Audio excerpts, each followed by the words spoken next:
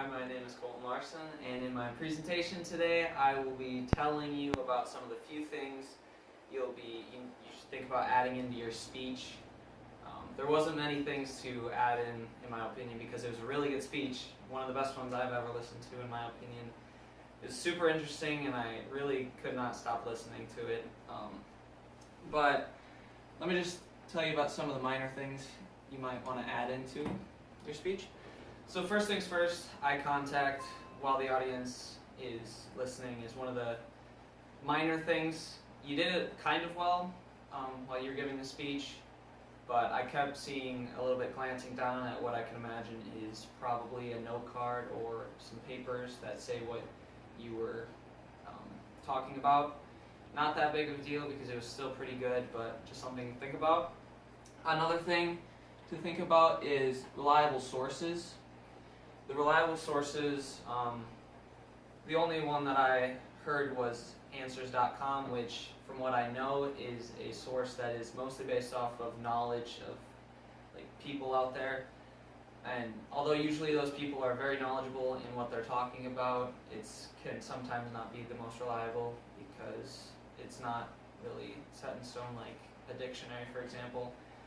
Like you talked about the definition of heroism, which you could probably get from a dictionary, but some reliable sources from the internet that you can get are from .edus, .govs, .nets, .orgs, all of those. I'm sure there's some more, but those are just off the top of my head. And the last thing that I would think about adding into the speech would be the amount of movement that you use while giving the speech. As you can see, I'm not the best at it either, but I'm just critiquing to perfection. You mostly just stood at the podium and looked up occasionally, but kept your hands there.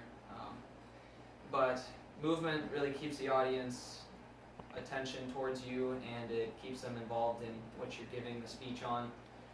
And so you did do a little bit of movement in the beginning and the end when you were putting on the cape and whatnot, but I would just think about adding a little bit more into your speech.